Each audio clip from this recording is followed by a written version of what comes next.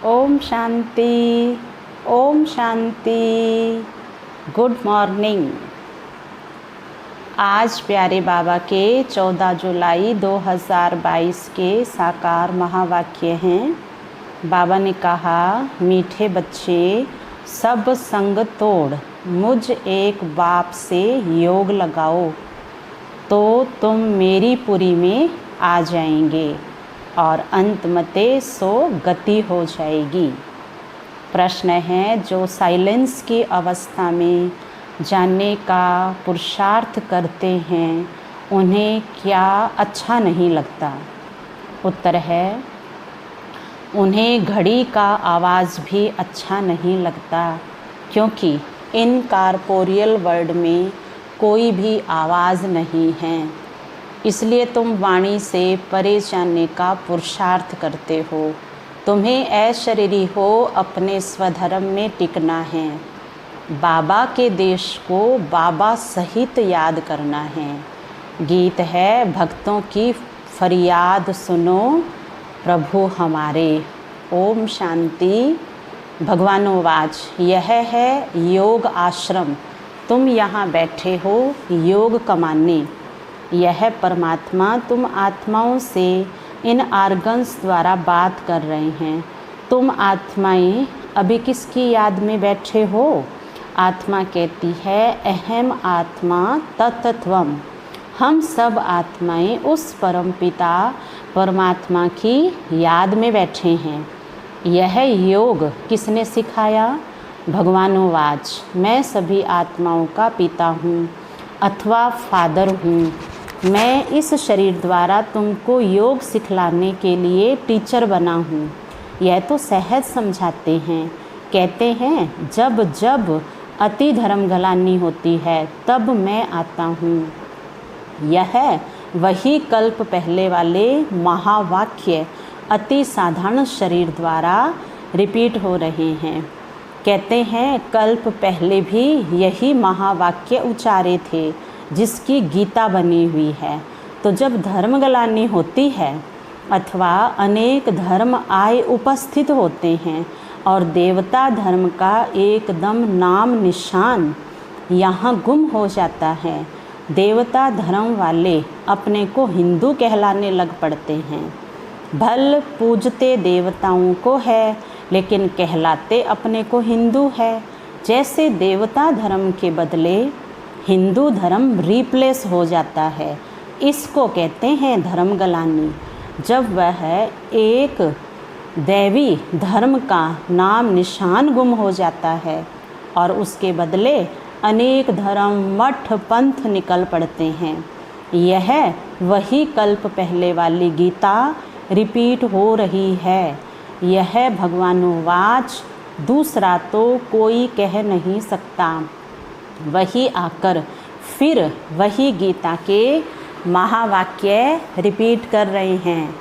यह महावाक्य और कोई शास्त्रों में नहीं है, गीता में है भगवानोवाच। भगवान खुद समझाते हैं।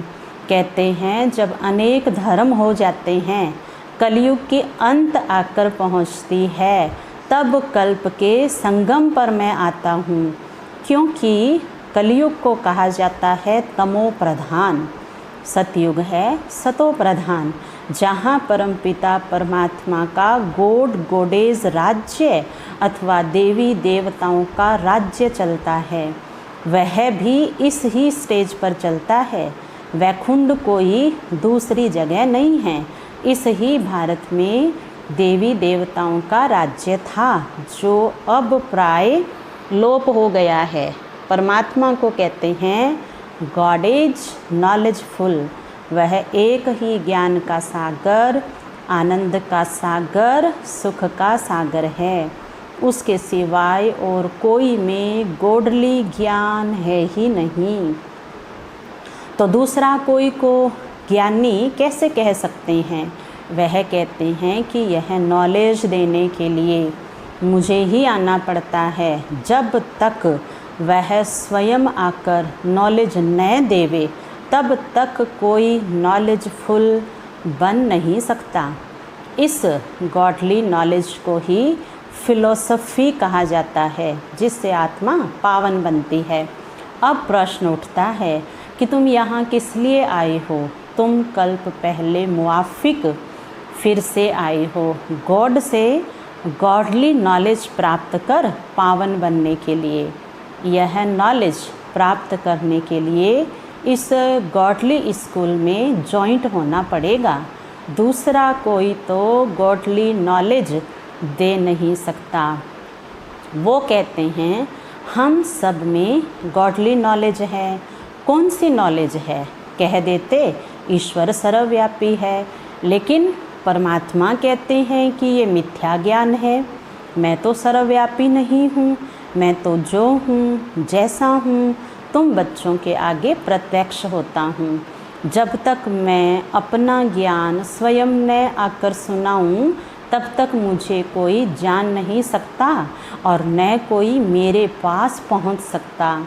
इसलिए मुझे आना पड़ता है और मैं आता हूँ कल्प के संगम पर बस।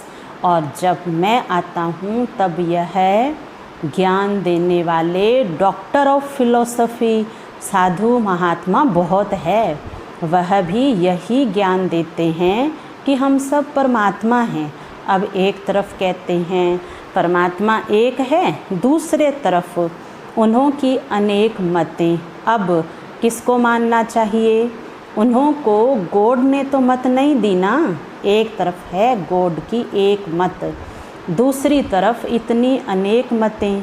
तब परमात्मा कहता है इतने सब अनेक मत को खलास कर एक मत स्थापन करने मुझे आना पड़ता है।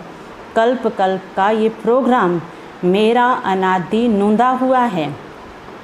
दूसरे किंग आदि का तो 8-10 दिन का प्रोग्राम रखते हैं, लेकिन परमात्मा का तो कल्प कल्प का प्रोग्राम अनादि गीता में नूंधा हुआ है। ब्रह्मा के गुप्त वेश में ब्रह्मा तन में आकर कहते हैं कि मैं वही कृष्णपुरी स्थापन करता हूँ जहाँ होली गॉड गॉडेज राजा रानी तथा प्रजा होते हैं। तो वह स्थापन कर फिर कृष्ण के रूप में वहाँ जन्म लेते हैं। ये तो बिल्कुल साफ बता रहे हैं बच्चे। अब वही गीता का एपिसोड रिपीट हो रहा है। मौत है सामने, इसलिए सभी संग तोड़ मुझ एक परमात्मा से योग लगाओ तो अंतमति सो गते होगी। तुम मेरी पुरी में आ जाओगे। परमात्मा इस तन में बैठ अपने बच्चों आत्माओं को कहता है, मीठे बच्चे मैं अपने अनादि प्रोग्राम प्रमाण आया हूँ। अब विनाश सामने खड़ा है, इसलिए मुझ बाप से योग लगाओ और सभी संबंधियों को बुद्धि से भूल जाओ, अथवा सब दीवे बुझाकर एक दीवा जगाओ। तो मैं तुमको पापों से मुक्त कर अपने पास बिठा दूंगा। इस तन द्वारा स्वयं परमात्मा बोल रहे हैं। कैसा सहज समझाते हैं। कहते हैं भल घर में जाकर योग लगाओ, वापस तो सबको जाना है। ऐसे तो नहीं है कि सिर्फ बूढ़े जाएंगे और बच्चे बच जाएंगे। देखो जापान में बॉम्ब छोड़ा तो छोटे बड़े जानवर पंछी सब मर गए, या सिर्फ बूढ़े मर गए? वह तो छोटी रिहर्सल थी। अभी तो बहुत इम्प्रूवमेंट हो रही है। देख रहे हो ना, बॉम्ब्स तैयार है। हिस्ट्री रिपीट अवश्य होगी। तो तुम मुझ परमात्मा को याद करो, दूसरा ना कोई। जैसे मेरा को एक गिरधर ही याद आता था और सब लोक लाज कुल की मर्यादा छोड़ दी, वैसे ही तुम मुझ परमात्मा को याद करो। दूसरे जो मामा चाचा याद पड़ते हैं उसका संन्यास करो। यह सब कलयुग के बंधन हैं। तुम मेरे से योग लगाने से ही मेरे से मिल सकते हो। जब अपने को बच्चा समझे, बाबा से योग लगाए, तब वो खुशी आवे। लेकिन उल्टा योग लगाते हो तो वह खुशी नहीं आती। यहाँ बहुत आते हैं, कहते हैं हमारा मन वश नहीं होता, वह आनंद नहीं आता। अब आनंद का सागर तो परमात्मा है, उनसे योग लगाते नहीं हो तो आनंद कैसे आएगा। पास्ट कर्मों अनुसार सबको अपनी अपनी बुद्धि मिली हुई है, इसमें परमात्मा क्या करे। परमात्मा तो सबको इकट्ठा पढ़ाते हैं। कोई तो यहाँ ही पढ़कर फिर पढ़ाने लग पड़ते हैं, कोई तो पहली पोथी में ही मूंझे हुए हैं। तो यह भी बुद्धि का चमत्कार है। क्लास में भी कोई पहला नंबर आते हैं, कोई फेल होते हैं। क्यों? क्योंकि बुद्धि पर सारा मदार रहता है। इसमें परमात्मा क्या करे, सबकी तीक्ष्ण बुद्धि करे तो सभी पहला नंबर आ जाए। जब कोई पर ग्रहचारी होती है तो कितनी भी दवाई करो उसका असर नहीं होता, और जब उतरने का टाइम आता है तो मिट्टी चपटी से भी बीमारी ठीक हो जाती है। तो जब समय आएगा तो ये पॉइंट्स भी किसी की बुद्धि को टच हो जाएगी। अभी कई नहीं सुनते हैं, आगे चलकर सुनने लग पड़ेंगे। इसमें हमको राजी रहना पड़ता है। परमात्मा के आने जाने ज्ञान सुनाने की गति ही सबसे न्यारी है। बाबा कहते हैं बच्चे, मैं आकर के आपको प्योर बनाता हूँ। अब तुम सब आत्माओं को घर जाना है, फिर नंबरवार समय अनुसार सतयुग में आना है। बच्चे ये तो जानते हैं बाबा आए हुए हैं, फिर कल्प बाद आते हैं, घड़ी घड़ी नहीं आते हैं। कहते हैं बच्चे मैं एक बार आता हूँ और आकर के आप बच्चों को स्वर्ग का मालिक बनाता हूँ, तुम्हें इतना स्वच्छ बनाता हूँ जो फिर हर दिन आत्मा सतयुग के अंदर सुख का राज्य करती है। बाबा कहते हैं बच्चे मन मना भव मद्याजी भव। अच्छा, मीठे मीठे सिखिल दे बच्चों प्रति माता पिता बाप दादा का याद प्यार और गुड मॉर्निंग। रूहानी बाप की रूहानी बच्चों को नमस्ते। हम रूहानी बच्चों की रूहानी बाप दादा को याद प्यार गुड मॉर्निंग, नमस्ते नमस्ते नमस्ते। मेरे बाबा, मीठे बाबा, प्यारे बाबा, आपका शुक्रिया, बहुत बहुत शुक्रिया। धारणा के लिए मुख्य सार, अपने असली स्वधर्म में टिक अशरीरी बन बाबा के देश को बाबा सहित याद करना है, साइलेंस में रहना है। रॉयल घराने में आने के लिए अपना सब कुछ बाप हवाले कर प्यूरीफाई बनाना है। आज का वरदान, बाप द्वारा प्राप्त हुए सर्व खजानों को कार्य में लगाकर बढ़ाने वाले ज्ञानी योगी तू आत्मा भव। बाप द्वारा प्राप्त हुए सर्व खजानों को कार्य में लगाकर ज्ञानी योगी तू आत्मा भव। विस्तार है, बाप दादा ने बच्चों को सर्व खजानों से संपन्न बनाया है, लेकिन जो समय पर हर खजाने को काम में लगाते हैं उनका खजाना सदा बढ़ता जाता है। वे कभी ऐसे नहीं कह सकते कि चाहते तो नहीं थे लेकिन हो गया। खजानों से संपन्न ज्ञानी योगी तू आत्माएं पहले सोचती है, कोई भी कर्म करने से पहले सोचती है फिर करती है, सोच समझ करके करती है, उसको कहते हैं ज्ञानी योगी आत्मा। उन्हें समय प्रमाण टच होता है, वे फिर कैच करके प्रैक्टिकल में लाती है। एक सेकंड भी करने के बाद सोचा तो ज्ञानी तू आत्मा नहीं कहेंगे, है ना। परिपक्व आत्मा की निशानी है जो करने से पूर्व अच्छी तरह से सोचती है, फिर उसे समझदार बन के शक्तिशाली स्थिति द्वारा सफलता श्रेष्ठ प्राप्त करती है।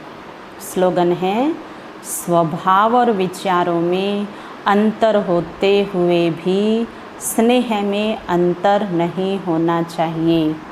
हर एक का स्वभाव, हर एक के विचार, सब में इन सब का अंतर होता है। पर बाबा कहते, आपको किसी से भी स्वभाव और उसके विचार को देखकर अंतर नहीं करना है। हमें सभी को स्नेह एक सम्मान देना है। जब हम अपनी तरफ से शुभ भावना, शुभ कामना और स्नेह भरा व्यवहार, चाहे स्वभाव और विचार किसी के कितने भी अलग अलग हैं, उनके साथ समानता रखेंगे तो फिर हमें बहुत अच्छी सफलता मिलेगी। और उसका परिणाम होगा कि मेरे सामने वाले जो भी विचार और स्वभाव और विचार के कारण जो एक समान नहीं रह पाते हैं, धीरे धीरे हमारे स्नेह में अंतर नहीं पड़ने के कारण वो बदल जाते हैं और ये संसार स्वर्णिम संसार, सुखमय संसार बन जाता है। इसलिए प्यारे बाबा ने कहा कि बच्चे, अगर दूसरों के स्वभाव और विचारों को एक करना है तो आप अपना स्नेह मुझ बाप की तरह सबसे एक जैसा रखो, सबको बराबर स्नेह देते रहो। अच्छा, ओम शांति।